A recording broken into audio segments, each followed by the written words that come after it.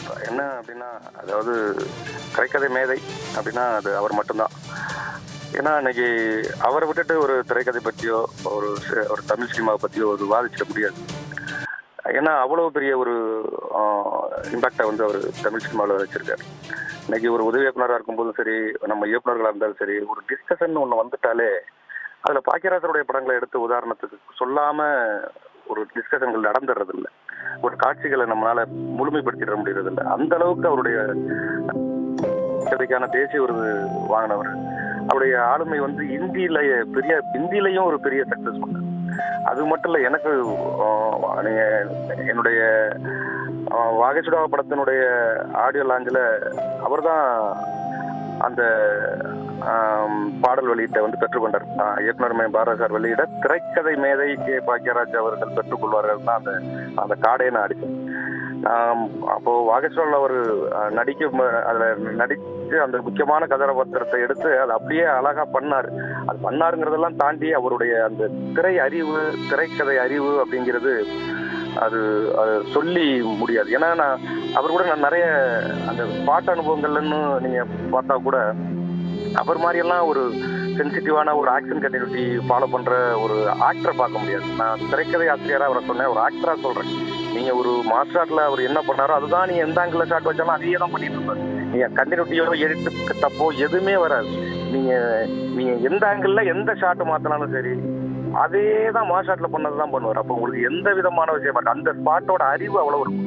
அதே மாதிரி அந்த நமக்கு அவர் அவர் ஆக்டரா மட்டும்தான் இருப்பார். நம்ம திரைக்கதையா சொல்லும் போது நான் முதல் முறைய களவாணி கதையை வந்து அவர்கிட்ட தான் நான் சொன்னேன். களவாணி கதை சொல்லிட்டு நான் அந்த வீட்டுக்கு வர்றப்ப நான் பட்ட அந்த சந்தோஷம் மாதிரி வாழ்நாளே நம்ம இருக்க மாட்டேன். ஒரு திரைக்கதை மேதைக்கிட்டே நான் ஒரு கதை சொல்லிட்டு வந்துட்டேங்கிறது எனக்கு அவ்வளோ பெரிய அசண்டா இருக்கும்போது எனக்கு அவ்வளோ பெரிய கனவா இருந்தது.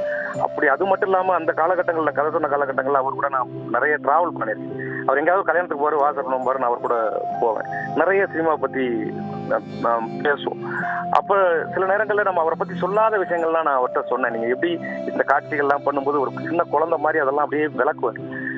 அப்படியாப்பட்ட ஒரு திரைக்கதை மேதையை பத்தின ஒரு மரணம்ங்கிறது வந்து எப்படின்னா, அவர் ஏதோ உடம்பு சொல்லாம இருந்தாராம் அப்படி இருந்திருந்தா கூட அது ஒரு பெருசா நம்மள ஏதோ ஒரு மென்டலி நம்ம ஒரு இதா இருப்போம். ஆனா இது அப்படி இல்லை. திடீர்னு என்னது, நான் ஒரு 30 நாள் இருக்கும் அவர்கிட்ட பேசுறேன்.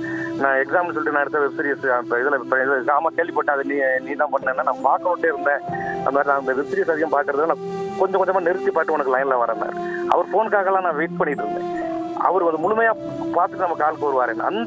அந்த அளவுக்கு என் மேல ஒரு ஈடுபாடு. அதெல்லாம் தாண்டி எனக்கு கல்யாணம் நடக்கும்போது அவர் தான் தாலி எடுத்து கொடுக்கணும் நான் நினைச்சேன். அதனாலயே நான் வந்து சார் நீங்க தான் வரணும், நீங்க ஃபேமிலியோட வரணும், வந்து நீங்க தான் என் கல்யாணத்துக்கு தாலி எடுத்து கொடுக்கணும் அப்படின்னா அதுக்காகவே அவர் இங்க இருந்து கிளம்பி நான் ஸ்பெண்ட் பண்ணி அங்கிருந்து தஞ்சாவூர் வந்து, அது தஞ்சாவூர்ல எங்க வீட்டு இல்லத்துக்கு வந்து அவர் என்னோட கல்யாணத்துக்கு வந்து அவர் தான் தாலி எடுத்து கொடுத்தாரு. இப்ப நம்ம யாரை தாலி எடுத்து கொடுக்க சொல்லுவோம்? நம்ம அபரிதமான நம்ம ஒரு பிரமிக்கிற ஒரு அப்படியாப்பட்ட ஆட்கள் தான் நம்மளுடைய ஆசீர்வாதமும் அவருடைய அந்த இதுவும் நமக்கு கிடைக்கணும்னு நினைப்போம். அப்படிதான் எனக்கு அவர் தாலி எடுத்து கொடுத்தார். அந்த நாட்கள்லாம் அது வந்து அப்படியே அது எப்படி சொல்றதுன்னே தெரியல. அப்படியாப்பட்ட ஒரு மனிதர் வந்து நம்ம அக்கறையில நான் இடையில ஒரு படங்கள் சறுக்கும்போது போராடிப்பாரு, சறுக்கணும் எங்க மிஸ் ஆகுற அதை கொஞ்சம் நோட் பண்ண அப்படிம்பாரு. நம்மளை என்கரேஜ் பண்ணி எடுத்துட்டு வர ஒரு மனிதர், சப்போர்ட்டிவா இருக்கிற மனிதர். இதையெல்லாம் தாண்டி தமிழ் சினிமாவுக்கு அவருடைய பங்களிப்பு அப்படின்னு பார்த்தா அது அசாத்தியமான பங்களிப்பு. இன்னைக்கு நம்மளால ஒரு முந்தான முடிச்சு மாதிரியே ஒரு திரைக்கதையை அமைச்சிட முடியுமான்னு ஒரு கேள்விகள் இருக்கு. இது நம்மள மாதிரியான ஒரு கண்டென்ட்டை ஒரு ப்ரெசென்ட் பண்ணிட முடியுமா அப்படின்ற கேள்விகள் இருக்கு. அது மாதிரி அவருடைய படங்கள் 1, 2 இல்லை சொல்லிக்கிட்டே இருக்கும். ஒவ்வொரு காட்சி அமைப்பும் அவர் மட்டும் பண்ணிட முடியுமாங்கிற கேள்வியில் இருந்துகிட்டே இருக்கு.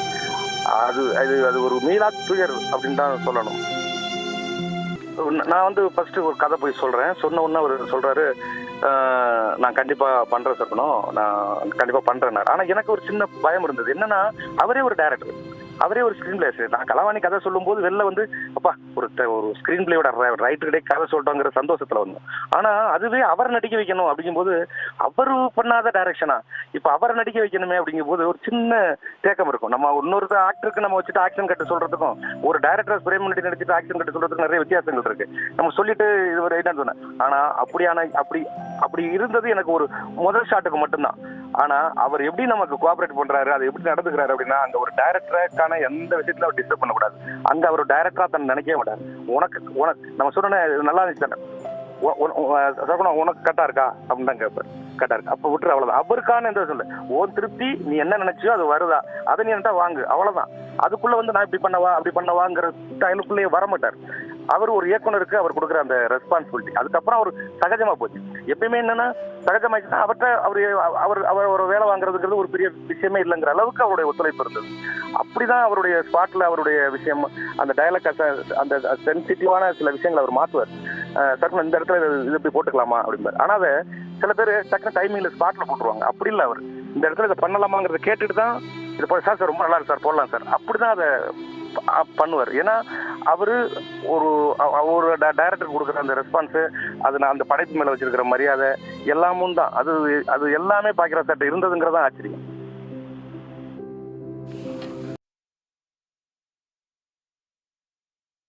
இல்ல நினைவுகள்ங்கிறது பகிர்ந்துக்கிற அளவுக்கு நமக்கு அந்த மாதிரி ஒரு மனசு இப்ப இல்லை. எத்தனையோ முறை நான் பகிர்ந்துருக்கிறேன் ஜெயா டிவிக்கும், எல்லா சேனல்களுக்கும், எல்லா பத்திரிகைகளுக்கும்.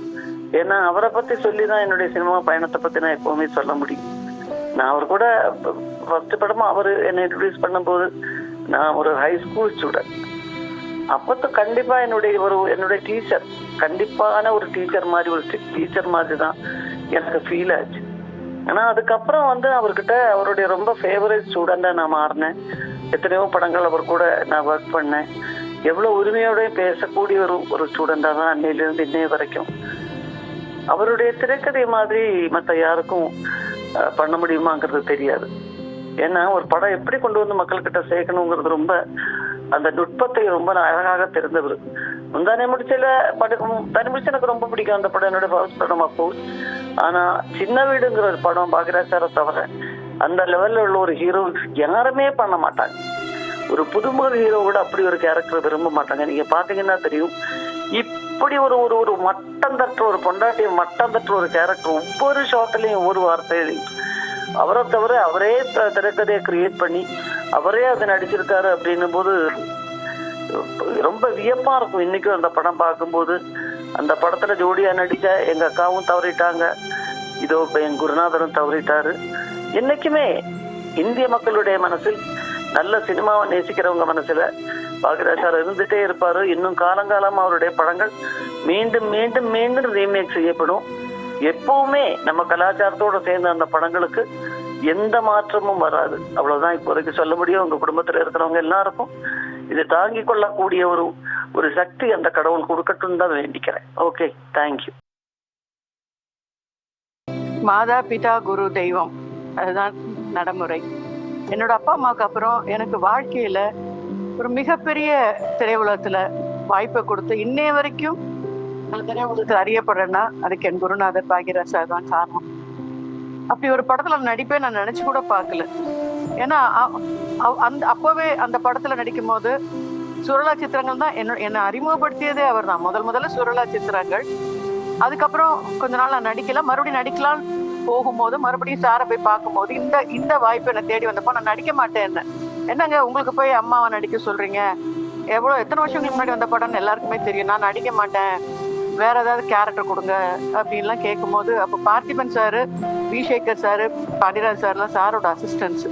அப்ப பார்த்திபன் தான் வந்து என்கிட்ட சொன்னாரு, அம்மா கதைக்கு ஹீரோயினே நீதாம்மா, நடிமான். அப்புறம் அந்த படம் ரிலீஸ் ஆனதுக்கு பிறகுதான் அந்த கேரக்டரோட வேல்யூ, அது எப்படி டைரக்ட் அவரோட சீனை கூட அவர் கவலைப்பட மாட்டாரு. அந்த ஷூட்டிங் அப்போ தனக்கா எப்படி பேசணும், தனக்கு என்ன மேக்கப் எல்லாம் கவலைப்பட மாட்டாரு. என்ன முதல்ல காலையில வந்தோன்னு கூப்பிட்டு மேக்கப் கரெக்டா இருக்கா, இந்த டைலாக் இப்படி வரணும், அது அப்படி வரணும்னு சொல்லி கொடுத்து அந்த ஆத்தாங்கிற அந்த கேரக்டரை வாழ வச்சது, அந்த கேரக்டருக்கு ஒரு உயிர் கொடுத்தது என் குருநாதர் பாக்யராஜ் சார். இன்னைய வரைக்கும் நான் எவ்வளவோ படங்கள் அதுக்கப்புறம் நடிச்சிருக்கேன். இன்னைக்கு கூட என்னை யாராவது பார்த்தாங்கன்னா, பாக்யராஜ் சார் படம் பார்த்தோம்மா டிவியில, ஏன் நம்ம சேனல்லயே, நம்ம ஜெயா டிவிலயே எத்தனையோ முறை அந்த படம் ஒளிபரப்பப்பட்டு எத்தனையோ ஆட்கள் பார்த்து எனக்கு ஃபோன் பண்ணி, இப்பதான் நம்ம ஜெயா பிளஸ்ல பார்த்தோம், இப்பதான் நம்ம ஜெயா டிவில பார்த்தோம், எங்க சின்ன ராசா பார்த்தோம், என்ன படமா, என்ன கேரக்டருமா உங்களுக்குன்னு இந்த நிமிஷம் வரைக்கும் என்ன மக்கள் நினைக்கிறாங்கன்னா அதுக்கு என் குருநாதர் பாக்யராஜ் சார் தான் காரணம். அருமையான மனிதர், அருமையான இயக்குனர், அருமையான கதாசிரியர். இந்தியாவிலேயே one of the best writers and director யாருன்னா என் குரு பாக்யராஜ் சார் தான். அவருக்காக இந்தி பட உலகம் அவருடைய கால் ஷீட் கேட்டு அவர் டைரக்ட் பண்ணோன்ட்டு அமிதாப் பச்சன் சார்ல இருந்து பெரிய பெரிய ஜாம்பவான்கள்லாம் அவரை விரும்பி வந்து நீங்க ஒரு படம் டைரக்ட் பண்ணுங்க அப்படிங்கிற சொல்லக்கூடிய அளவுக்கு ஒரு ஸ்கிரீன் பிளே ரைட்டர். புரட்சி தலைவர் எம்ஜிஆருடைய மனதில் நீங்கா இடம் பெற்றவர். புரட்சி தலைவர் எம்ஜிஆர் அவர்கள் நுங்கம்பா சிஎம்மா இருக்கும் போது அந்த நுங்கம்பாக்கம் லேக் ஏரியா சைடு வந்தா உடனே பாக்யராஜ் சார் வீட்டுக்கு வந்துட்டு போகக்கூடிய அளவுக்கு பாக்யராஜ் மேல புரட்சி தலைவர் எம்ஜிஆர் பாசம் வச்சது. தன்னோட ஒவ்வொரு படத்துலயும் புரட்சி தலைவர் எம்ஜிஆர் படத்தை காட்டாம இருக்கவே மாட்டார். அவ்வளவு விசுவாசி புரட்சி தலைவர் எம்ஜிஆருக்கு. அப்பேற்பட்ட ஒரு பாசம் தலைவர் மேல அவருக்கு, அவர் தலைவருக்கு பாக்யராஜ் சார் மேல. அதே மாதிரி அவர்கிட்ட இன்னொரு நல்ல குணம் என்னன்னா, படத்துல ஹீரோயினுக்கு மெயின் கேரக்டர்ஸ்க்கு அந்த கதையை டைரக்டர்ஸ் சொல்லுவாங்க. ஆனா பாக்யராஜ் சார் அப்படி கிடையாது. நான் முழு மெயின் கேரக்டர் எங்க சின்ராசால பண்ணிட்டு அதுக்கு அடுத்து இது நம்மளால ஒரே ஒரு சீன் தான் நடிச்சிருப்பேன். அந்த ஒரு சீனும் பாத்தீங்கன்னா தியேட்டர்ல அப்ளாஸ் வாங்கும். ஒரு சீன்ல ஒரு ஆர்டிஸ்ட் நடிச்சா கூட மக்கள் கிட்ட போய் சேரணுங்கிறதுல ரொம்ப கவனமா இருப்பார். அதே மாதிரி எல்லாரையும் ஃபர்ஸ்ட் டே ஷூட்டிங்ல நடிக்கிறவங்க எல்லாம் கூப்பிட்டு உட்கார வச்சு அந்த கதையை சொல்லுவார். அவர் மைண்ட்லயே இருக்கும் கதை. டயலாக்ஸ் ஸ்பாட்டுக்கு வந்து எழுதுவாரு. கதை ஃபுல்லா மைண்ட்ல இருக்கும். எல்லாரையும் கூப்பிட்டு உட்கார வச்சு இதுதான் கதை எல்லார்கிட்ட சொல்லணுங்கிறதுல, ஒரு சீன் நடிக்கிறவங்களுக்கு எல்லாம் கதை சொல்லணுங்கிறது இல்ல. ஆனா அவர் சொல்லுவாரு, எல்லாருக்கும் சொல்லுவாரு. எல்லா கேரக்டரும் நல்லா வரும்னு நினைப்பாரு. திரையுலகத்துக்கு மிகப்பெரிய இழப்பு, மிகப்பெரிய இழப்பு. நான் இப்போ சொல்றேன், வரக்கூடிய இளைஞர்கள் இயக்குனராக விரும்புறவங்க, ரைட்டராக விரும்புறவங்க தயவு செஞ்சு பாக்யராஜோட படங்களை பாருங்க. ஒரு லைப்ரரி அது. ஒரு திரைக்கதை எப்படி அமைக்கணும், ஒரு கதையை மக்கள்கிட்ட ஜனரஞ்சகமா எப்படி கொண்டு போய் சேர்க்கணும், ஒரு கதையை சீரியஸாவும் சொல்லக்கூடிய அளவுல இருக்கணும், அதே சமயத்துல மகிழ்ச்சியாவும் ஒரு காமெடியாவும் இருக்கும். அவரோட அந்த நாட்கள்லாம் இந்த நிமிஷம் வரைக்கும் பார்த்தா கூட ஒவ்வொரு சீனும் ரசிக்கப்படியா இருக்கும். இது நம்மால் அப்படிதான் இருக்கும், எங்க சின்னராசா அப்படிதான் இருக்கும். முந்தானி பிடிச்சு உங்களுக்கே தெரியும் எவ்வளவு பெரிய ஹிட்டான படங்கள்னு. அதான் அந்த மாதிரி ஒரு டைரக்டர் எனக்கு எதிர்பார்க்கலைங்க. ஏன்னா அவர் உடம்பு சரியில்லாம இருந்திருந்தாருனா கூட சரி, குரு உடம்பு சரியில்லைன்னு நினைச்சிருந்தா ஆனா நல்லா இருந்தாரு. அன்னைக்கு அவரோட குருநாதர் பாரதிராஜ் சார் டெத்து கூட வந்துட்டு போனாரு. நேத்து கூட அவங்களுக்கு ஏதோ ரைட்டர்ஸ் யூனியன் எலெக்ஷன் வருதுன்னு எல்லாரும் கூடயும் பேசிட்டு இருந்திருக்காரு. காலையில இப்படி நடக்கும்னு உண்மையிலே எதிர்பார்க்கல. என்னுடைய குருவை இழந்தது எனக்கு ஒரு மிகப்பெரிய இழப்பு, உண்மையிலே மிகப்பெரிய இழப்பு. என்னன்னைக்கு என் வாழ்க்கையில நான் பேசப்படுறேன்னா அதுக்கு என் குருந்தான காரணம். அந்த குருவை இழந்து சினிமா துறையில எனக்கு வெளிச்சத்தை காமிச்சவர் என் குருநாதர் பாக்யராஜ்.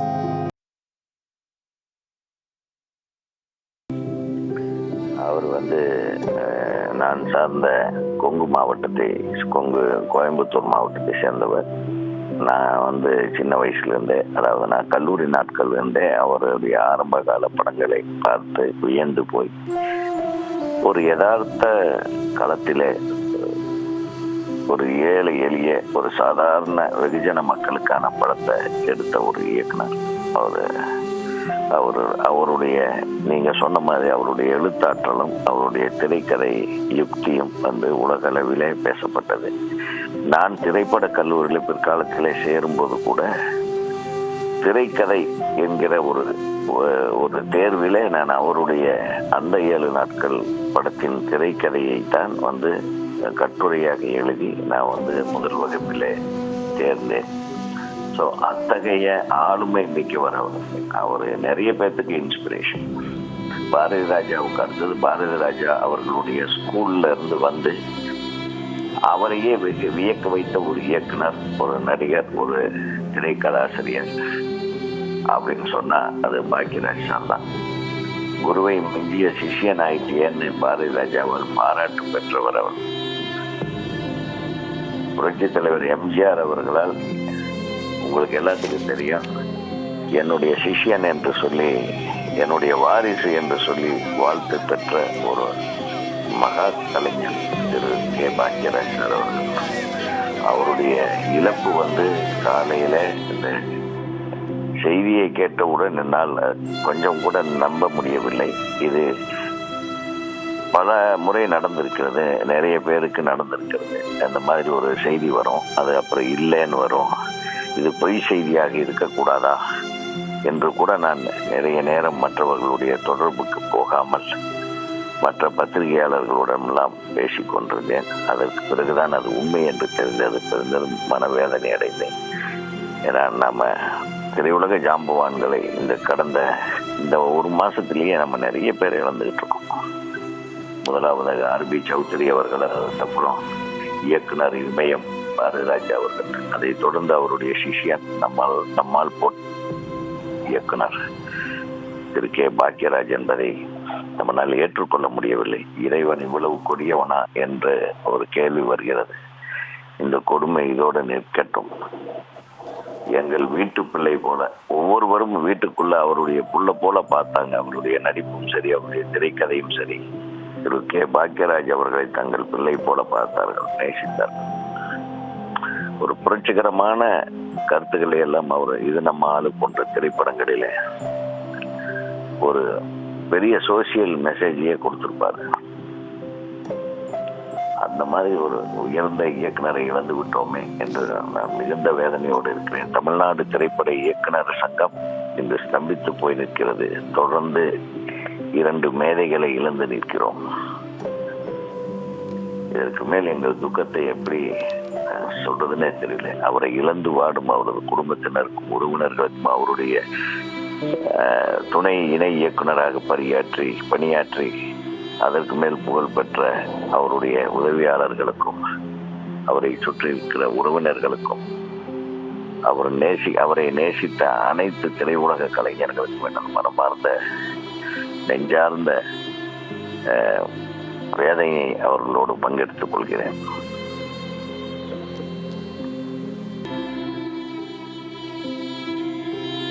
அவருடைய வாழும் காலகட்டத்திலே அவர் வாயார அந்த ஒட்டுமொத்த திரையுலகமும் புகழ்ந்திருக்கு.